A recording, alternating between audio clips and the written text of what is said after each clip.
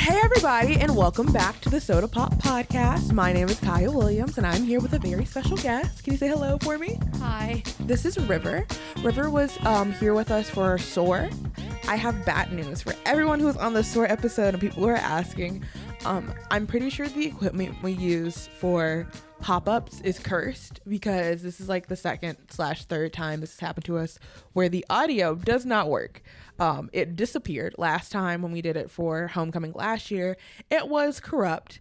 This time the audio has decided no longer to exist. And yeah, that sucks. So, instead, I'm making up episodes by doing it with individuals who decided they wanted to reach out, who wants to be on the episode again. Hence River. I'm doing it with a couple other more people. If you were on the SOAR podcast episode that we did for the seventh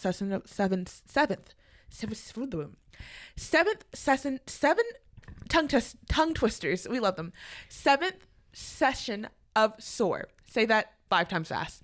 And you want to be on an episode, or if you just want to be an episode in general, just send me an email or DM me on Instagram. The email is going to be sotapop, SOTAPOP, at una.edu, and our Instagram is UNA sotapop, SOTAPOP, on Instagram. Just send me a DM or email me, and I will get you on here ASAP. I am so sorry for everybody who had an episode, but we're going to try to make it up for every single one of you. So before we get started with River and talking about creative writing and becoming an author, because if you don't know, River writes books, which is so cool, we have to do our fresh squeeze and talk about music we've been listening to lately. And I couldn't find a lemonade because I realized I have probably drinking every commercial lemonade that there is, and there's very few that I have yet to try, which is crazy to think about, honestly. I really like lemonade, which is a problem. But today it's Halloween it's like the weekend before Halloween when we're recording this. And Mountain Dew has a mystery flavor. We're not sponsored by Mountain Dew. I could be, but we're not, sadly. But we have the Voodoo Mystery Flavor 2023. And since we're called the Soda Pop Podcast, I think doing a soda is fine. Don't you think, River? Yeah. So we're going to try it, and then we're going to rate it 1 to 10. 1 through 10. I can't speak today. My list is extra strong. Let's go for it, bestie.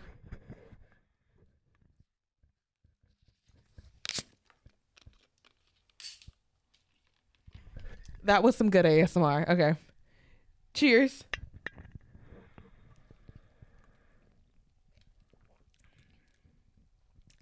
It tastes like citric acid. If that makes any sense. It just tastes like if you put citric acid in like a clear soda. Kind of tastes like I'm biting into a strawberry that has citric acid on the inside of it. Yeah, like it smells sweet, but like it's supposed to be a lemon, but it's not. Like, hold on, what's the flavor says on the back? It says, okay, nothing. It literally doesn't even have a flavor listed on here. I don't know why I'm trying to say words. Okay, we got corn syrup, citric acid. Citric acid is the second ingredient. Natural and artificial flavors, gum, caffeine, sodium citrate, potassium, glycerol. Something else there's something in here to protect the flavor. I don't know why I'm reading this. AKA, they don't have a flavor on here. Just, it tastes like citric acid, which is the second ingredient in here. I don't hate it, but I don't love it. It's not normally bad. Don't like Mountain Dew, but this is actually something I drink. No, I get that. It's like it's missing something. It's missing flavor. I feel like they just didn't put the flavor in Mountain Dew. I'm pretty sure if you had this and you got a Mountain Dew, it just tastes like it's missing the dew in Mountain Dew. I don't know if that makes any... No, it's missing the mountain in Mountain Dew, because this is the dew. This is just straight up the ice off of the caps. I don't know. It's not Mountain Dew, it's Hill Dew. It's Hill Dew. It's literally just Hill Dew. But yeah. I can't stop drinking it even though I want to. It smells like a bug juice to me. Yeah, it does. I want to stop drinking it, but I can't. I'm determined to figure out a flavor. Let me stop because we'll be at this all day for like an hour of me just trying to figure out what flavor this is. Okay, but before we get talking about River and like all the fun book things that you do, you are a freshman here at UNA, correct? Yes. Okay, why did you choose to come here at UNA? Okay, so fun story. At first, I wasn't going to go to college at all. Mhm. I wanted to be an author, and I knew how to write books, so I was just like, I'm going to pass. And then there was one day, I think it was during one of the school breaks we were doing, and UNA had like one of the preview days, and my mom was like, look, I know you don't want to go to college, but like, go check this out. If you don't like it, you don't like it. It's not going to hurt you. So we went, and I liked it. And so I applied, got accepted, and sometime in November, I think it was. And then it was just kind of, everything was kind of UNA past that.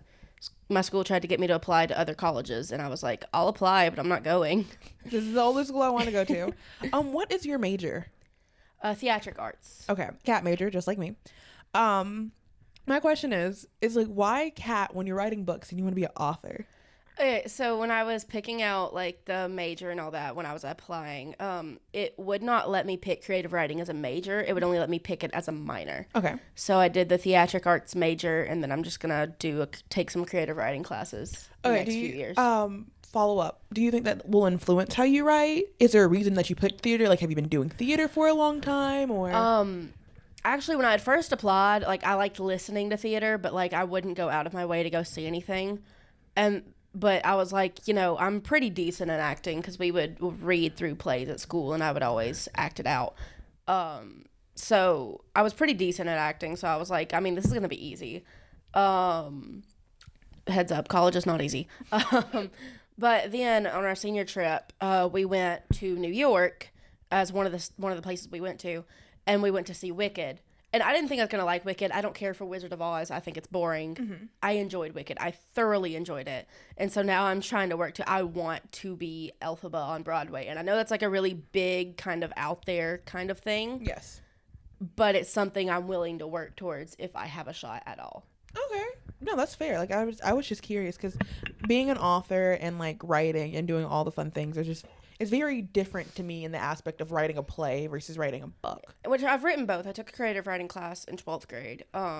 I've written both a one-act play for an assignment, and I've written a short story for an assignment. And they are very different. The concept for coming up with the plot is the same, and the characters.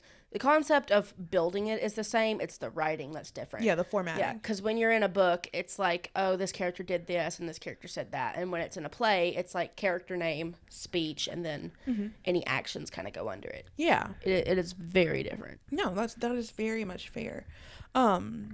But no, being Elphaba is a goal. Like, a lot of people do. And it's not a bad goal. I feel like a lot of people don't go into, like, acting or anything with a goal of where they want to be and then get very, like, confused and heady with it. So, no, that's a very, like, a tangible thing. You want to at least one day play Elphaba and perform it for others. And I love that. Because I don't feel like enough people sit here and like strive for a goal when it comes to anything. Let it be writing or acting or singing. They just want to do it. And I'm like, well, where do you want to go with it? Or sometimes you don't know. Sometimes I don't know. Because I say I know what I want to do. And then I'm lying to myself. Anyway, let's talk about your wonderful books. Is it a series? Because I remember us like talking about it at SOAR. And I don't remember if it was a series or just a singular book. The one that we talked about, it's going to end up being a series. Yeah. The main books is going to be a 5-part series once I get finished with it. And then I'm working on 2 prequels and one sequel. Okay. Book, so what is the name of the current book you're writing /series / all of it? Like, give us all the juicy details. It's called the Niara series. The first book is called The Trials of Niara. Mm-hmm. The second one, it goes in order. It's like The Trials and I think The Truth. There's 5 books. I've got it written down on my phone, but okay. Oh, I forgot to do our songs with our drink because I was so confused by the stupid flavor. Oh my God. I'm so sorry, everybody. If you don't know, that segment is called Fresh Squeeze. We call it Fresh Squeeze because we typically have lemonades and we put new music that we've been listening to on a playlist on Spotify. I've just recently uploaded the playlist. I realized I didn't do that till just now, but it's on Spotify now, and you can go listen to it. I'm sorry.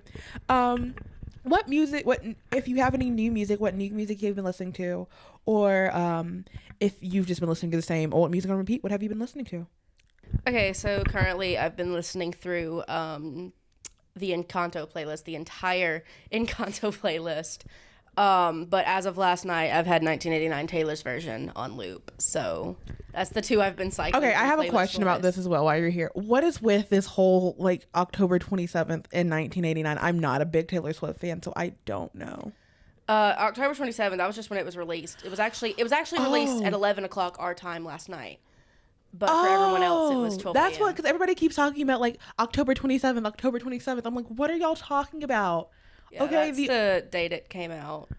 Oh. Or when she re-released the 1990. Yeah. Okay. There we go. I have context for that because I've been so confused.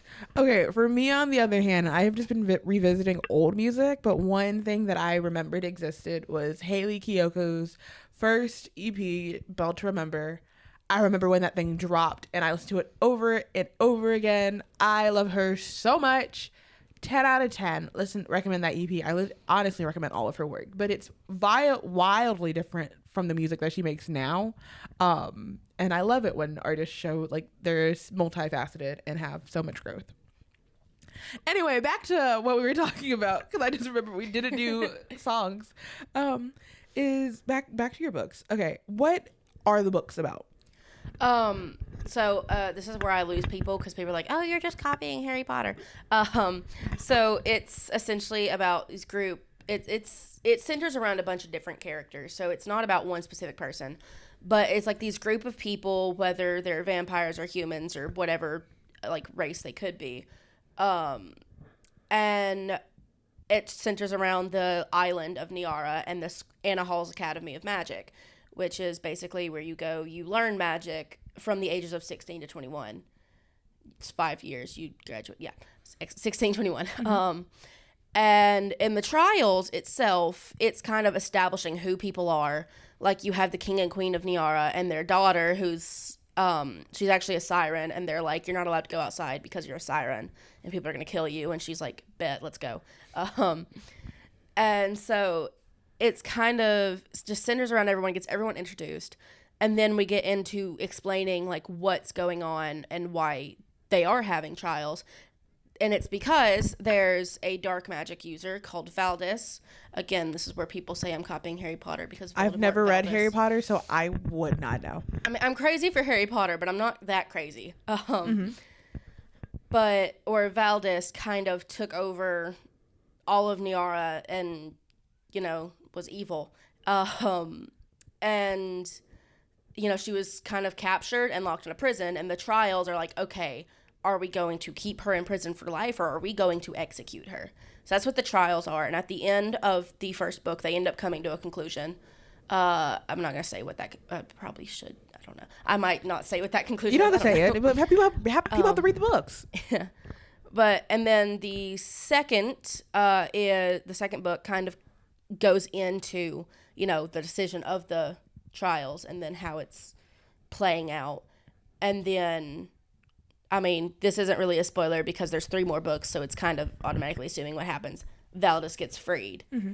And so the next 3 books is basically her terrorizing people, all the, her newest reign and all that. And it all leads up to this final book where everything comes to a conclusion. Everyone's character arcs are finished, or they're starting, Yeah. Everything concludes in the final book. Okay. All right. So my question is, because I have dabbled in book writing. I have not finished any of these magical books that I started. I haven't either. The hardest part for me is finishing, but we'll get to that later. When it comes to like writing and things, like I can get started and then I get to such writer's block that it like never continues. So you already have like your book series planned out. How did you know like what the whole like overall plot of the books are gonna be?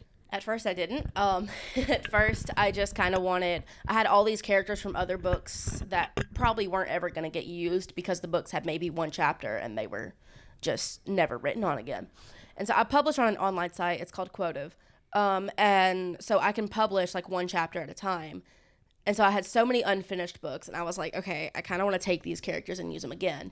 So I tried thinking of a book that I could do that would have all these characters and have a reason for it, but still wasn't too outlandishly insane. And so that was just kind of what it was at first. And then I was actually on a Discord server, and we were talking about things that we liked, and somebody brought up Harry Potter, but then also brought up how stupid it was that, you know, she was getting bashed for reading Harry Potter because of all the things that happened with J.K. Rowling. Yes. So then we got into discussion of, well, what would happen if J.K. Rowling hadn't written Harry Potter? Would there be a book series that was better? So I kind of took that idea and I was like, okay, what if I wrote something that had the idea of the magic school, but wasn't, you know, the My same thing plot? is, you can say any magic school series technically copies Harry Potter because all magic school series take place in a boarding school. That's just the fact. Which is funny because Harry Potter copied off of another magic school series. Every magic school series does that. Like, there's no like internal way to be like, that's Harry Potter. Everything's Harry Potter if that's the case. Like, every magical school series, every magic girl series, every magic anything takes place in a boarding school where they're away from society, being magic people. So I don't believe you're copying Harry Potter. I honestly believe that this is different enough because you're not a 9-year-old boy who was locked in a closet. So I think you're good. You know, your parents didn't die magically that way. I got to, okay, now I want this magic school, but I don't want to, like, you know, pull things out of my head. Like, I want there to be some sort of fact or history or whatever about where this is coming from. So my cousin, used to be cousin, he gave me these books that he had found in a house he was cleaning out because he had a job cleaning out like abandoned houses, and he could keep anything he wanted. So he found these, it's like a $200 series, and it's books based on histories of magic and magical creatures. One of them's called The Secrets of Merlin or something like that. Wizarding Secrets of Merlin, I think it is. And so I was kind of reading through those one day, and I was looking at all these creatures, and I was like, I want that to be in my book. And so I kind of put all those together, and I was like, okay, these are going to be in there. And then I started throwing the characters in, and that's when the plot came together. That's when I knew how this was going to go. So I started throwing these characters in there, and the plot just kind of fell together itself. Like, I would see ideas, or get ideas from listening to music.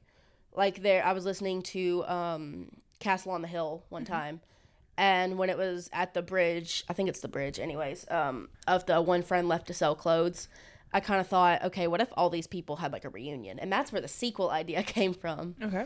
So the ideas kind of came from everywhere, and the book just kind of fell into place itself. And this is the only book I have ever actually done a lot of planning on. The other ones, I'm just like, hey, what if this happened? And I just write it in. I like how you're trying to use like actual folklore to base your books off of, and not just like, well, I said this happened, so it's gonna happen. Like the actual historical research isn't. The fun fact is also with using actual folklore and stuff, I can turn around and be like, well, this might have been in Harry Potter, but J.K. Rowling didn't invent it. I have a basilisk in my book. J.K. Rowling didn't invent those. So no, that's really interesting that you decided to do that, because a lot of people just do straight up fantasy, and I feel like that puts you more in a folklore category than just straight fantasy. In which there are things that I have made up. Like there's a potion to kind of bring back the dead that I've made up, but I used a real website that'll tell you like potion ingredients and like you know what their uses are. And then there's another thing I made up. It was vampires, like how you become a vampire. And I less made this one up than I got the idea from somebody, and they were like, hey, you're free to use this concept.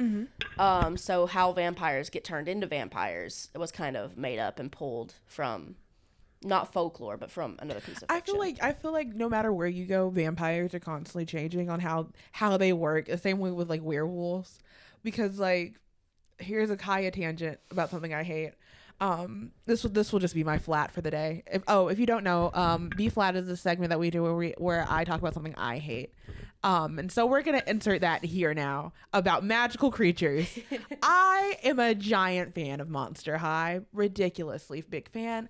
I love Gen 1. No one talks about Gen 2, and recently Gen 3 came out. I want to say 2023, if not 2022.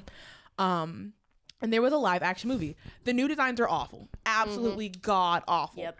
Can't stand them. I could have dealt with bad and ugly designs if they kept the characters of the same, but they took away all the personality of the characters, which makes me mad. But we'll get back to that later. I can do a whole podcast episode on that. Anyway, what made me mad was that they did a live action movie trying to profit off of Descendants, and the thing that they did was confuse what a werewolf is. Claudine Wolf is a werewolf, and the thing about a werewolf is that they're half wolf, half human, and her conflict in the movie was the fact that she was half human. She's a teenager. You've been half human your entire life. That's what a werewolf is. How can you not be half human and not be a werewolf? Babe, that means you're just a wolf. There's no where about it. So, I did not watch it. After finding out that was the plot, and I watched the first 5 minutes, I said, I cannot sit here through this. But yeah, no, that's my hot take about magical creatures of the second. Because you can do a lot of things, but, like, there has to be a basis for it. Because the thing that makes a werewolf is that they're half wolf, half human. They're a hybrid of both, and that's what makes them a werewolf. Like, my question is, where do we draw the line? And where does it change to them being a magical creature to just them being the full whatever? That's my rant for today. The ones in my book, they can change from human to wolf at will, or they could do like a half and half kind of thing at will. However, on the full moon, because I still wanted to throw in, the full moon and all that in there, they do kind of lose control, and they just become these feral creatures, and so a lot of them will lock themselves up. But when it gets to the final battle, I'm not going to say who because I don't want to spoil it. One character ends up sacrificing herself to the wolves to save her friend. Mm-hmm. So the final battle has to be on a full moon, and that's the only thing I can keep in mind. Yeah. So, because you typically fly by the seat of the pants. I know when I write books, because, like, I have a book I've been writing that it was originally a screenplay that got turned into a book that I don't know will stay a book. We'll journey around a bunch of times with that. Is like, how do you fight writer's block? Because I feel like that's a lot of problem people have when it comes to writing. I know I do, and I have yet to find a way to fix it. Like, I know if I have like an ultimate deadline that someone's forcing upon me, that typically helps because I work so much better under crunch. But, like, I don't know. For me, it's like, I can't write if someone's sitting here and being like, hey, you've got to get this done by now. Because for me, it's if I'm not enthusiastically in it, like knowing 100% what I want to write, it doesn't turn out good. Yeah. So for me, it's less about fighting writer's block and learning to work with it. Like, right now I'm writer's block for the Niara series. So I'm taking a break from it, kind of stepping aside, and I'm working on some commissions that I've had some people ask me to do. So I'm working on those, and then I'm getting ideas for the Niara book, so that way when I come back to it, I'll have these ideas that I can write out and work out. Well, how does commissions work for a writer, if you mind me asking? Because I know how commission kind of works for art, like when people want you to draw things and stuff like that. But, like, so it works different for each writer. For me, I'll charge minimum wage. So for every hour that I'm writing is, I think it's $7.25 is minimum wage. Yeah. So that's for every hour I'm writing is $7.25. If I'm doing like just a little one-shot kind of book, or not book, but one-shot story, I'll cap it off at $50 because I don't want to like charge people, but like too much. But like, are you writing like full books for people, or like if it's full books, I'll cap it off at $200. Okay. Which I've only got 2 full books in full swing right now, and they gave me, I think it was $50 up front, and then they're giving me the rest of it when it's finished. Mm-hmm. So I'm working on 2 full books right now, which they're actually really interesting. Or is it 2 or 3? I think it's 3 actually. They're actually really interesting because it's like, it's fan fiction because of course it's fan fiction. Yeah. But it's really interesting just kind of seeing, because they gave me a very broad thing to work with. They were like, hey, I just want this to happen and this, and then you're free to do the rest of it. So I'm writing it, and it's not something I would ever normally write. Yeah. But now that I'm writing it, I'm like, oh, this is actually really fun, Is it for like a fandom that you're in, or is it a fandom that you're not in? They are all fandoms that I am in. Okay. So have you ever written for a fandom that you're not in? I have not, because I'm willing to do the research if I have to, but it's the fact of if I'm not in the fandom, there might be something that I've missed. Yeah. Like I know I mentioned Harry Potter a lot, but in the Harry Potter fandom, if you can look up anything about Harry Potter, that's canon. Yeah. But fanon, like if you look up who Mateo Riddle is, it might not tell you. Yeah. But Mateo is pretty much this fanon. Oh yeah, he's Voldemort's kid or brother. I forgot which one he is. Yeah. And it's like, it's so fandom that everyone's accepted it as this is true. So when people like give you commissions for like, is it more of like just like short stories, like 2 or 3 chapters, or is it like a word count? Well, originally I was only doing short stories because I didn't think, I had never finished a book, except for one, and it was back in 6th grade, and it was not good. So at first it was just short stories, and I would write them, I would get the money, I would send them the link to the Google Doc or whatever it was written on, and then if I had their permission, I would post it on the Quotive app that I'm on. And then one guy came up to me and he was like, hey, I'll give you like $200 if you write this fan fiction for me. I was like, okay. So, I mean, I wrote it and it was actually pretty decent. I finished it, spent the $200 in one weekend. It worked out. Like, now I'm getting a lot more chapter books or actual books than I was short stories. But okay, I just never really see a lot of people doing commissions for like fan fiction. Typically, it was just something new. I didn't think they did until I started doing it. No, because like I'll see people like ask for like requests when they're writing fics. Like if people have requests, let me know, and if they have like the free time, they'll do it. Versus just like straight up taking commissions. That's what I started out doing. Was I had it was like a song one-shot book for like Black Butler. Mm-hmm. And I was like, hey, if you guys have any songs you want to see me do, let me know. So one girl said, hey, this isn't a song, but I do have an idea if you'll, do it. And so she sent it in and I was like, yeah, I'll write it. And I wrote it in and she really liked it. And then I started getting more requests and I was like, okay, I can't do all of these. I don't have the time. And then people were like, hey, I'll send you money if you'll do mine. Yeah. I was like, I don't want to be bribed, but what if I turn this into a business? Then it's not bribing. It's not bribery. It's not bribery if it's a business. If there's an LLC, it's not technically bribery, and it's not technically fraud. So no, that's hilarious. I love that. Okay, so are there any other books that you're currently writing besides this series, or your commissions? There's entirely way too many. Like, is there like a goal of a certain, like, is there a certain time and point that you want these published? Like, I actually wanted these published before I got here, so that way I wouldn't be the stereotypical broke college kid. But it ended up not happening, and so now I kind of want them published. So my English teacher in high school, she taught me for 3 years. She ended up getting stuck with me for 3 years. So she was very supportive of like the book. She would always hear the ideas. And I told her, I said, the first book I get published, the first copy goes to you. So I really want to get it published before she gets out of high school because I have a way to contact her. Mm-hmm. I just don't want to have to ask for like her shipping address. I just want to be able to ship it to the school. You just want to be able to, honestly, you wanted to give it to her, if anything. I mean, yeah, I kind of do. I just want to hand it to her. Even if I can't give it to her, I want to be able to hand it into the school. Yeah. And like know that she's going to get it rather than hope this is the right address and send it. Yeah. Like, would that be the person you would like dedicate? Like, dedication in books are so weird to me. Yeah. Would that be the person you would dedicate it to? If I dedicated it to anybody, it would be 2 people. Mm-hmm. One of them would be her, and one of them would be my 6th grade English teacher, who is the entire reason I started writing. Yeah. She is what made me start writing in the first place. Did she give you like the confidence to start, or? Well, I transferred from one school to another because the one school I was going to was awful. So I went to the school that I graduated from, and the teacher's name was Kim Sarton, and she had like this kind of daily journal thing that we would do. So we'd write in the journal whatever prompt she had up on the board. And one day, it was around Christmas time, and she said, I want you to write a Christmas tale based off of this, or with this main character named Olive something other in it.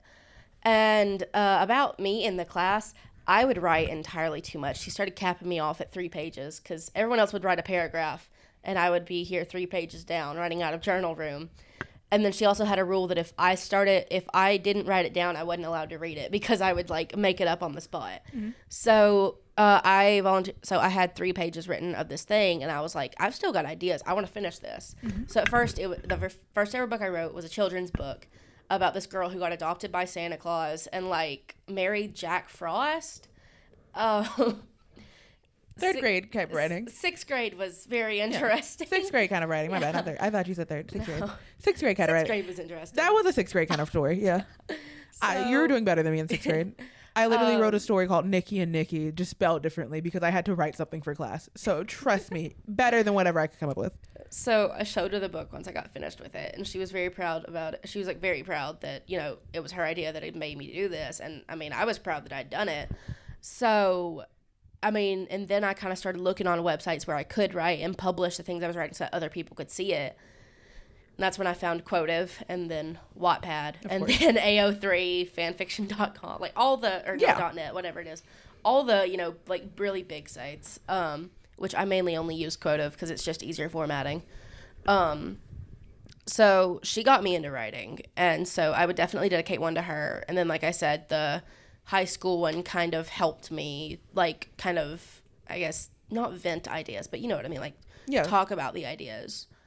So, air out ideas. So, that's kind of, those would be the two people I would probably dedicate it to.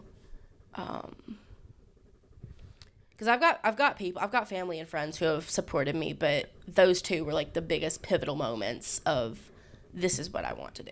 No, that's fair. That's so fair. I just think it's really cool that you like actually have committed to it, because like it's very few times that I find people that commit to writing it and going out and have it planned out as far as you do. And so I just think that's like really cool, and I'm so happy you got sit here with us and talk about it. We're going to wind down right now, and to finish off, we always do a fizzle down feel good. And so, what is one good thing that's happened to you this week? It hasn't happened yet. It's happening tonight, but I'm going to see the Five Nights at Freddy's movie in my hometown. I am as well. I'm so excited. I'm going to watch it now. I'm just going to watch it on Peacock. But... I get into the theater for free, so I don't have to settle for Peacock. I was going to go, but I was like, I don't want to be around children, and the one here closes at like 9 o'clock, and I just can't. I can't. There's so many kids that want to go see this one at the opening night, and I'm just like, Toby, please. Toby runs the theater. I'm like, Toby, please don't let them in. So it's just like I'm not looking forward to that. But no, I can't wait to watch the movie. What's a good thing? Oh, a good thing happening to me. It's gonna be happening tomorrow technically, but so I'll consider it part of this week still. Is that the Renaissance Fair is coming to town, and I'm gonna be working it. And be at my friend's booth, Mina, who sells mushroom hats. So I'm gonna be working that with her, and that's gonna be super fun. You should see me there tomorrow then, because I'll be there. Perfect. Come by and say hi. I went to the Ren Feast at the last weekend, so I didn't even know that was a thing, to be honest. I just learned something new. Food was good. Oh, that's good. Well, I want to thank everyone so much for listening. Where can they find you and your books and all the fun things? The accounts that I promote the books on it's really only one account right now because I haven't thought about any others. It's literally called The Trials of Niara. Which I would hope anyone THE. Yeah, anyone knows how to spell the Trials, TRIALS of, and then Niara is NIARA. There you go, The Trials of Niara on TikTok. They can find it there. Is there anywhere else they can find you personally? Find me personally. I've got about 15 different Instagram accounts. I'm trying to think of the best one. Say my main Instagram account is the River17082605. You can find us at UNA SOTA Pop, SOTAPOP. I'm so happy you came and talked to us about your books, River. I can't wait to see more of them and read them and see all the fun things that you do as an author and see more creative writing process. Until next time, I will see you later, and hopefully we will see River publishing a book.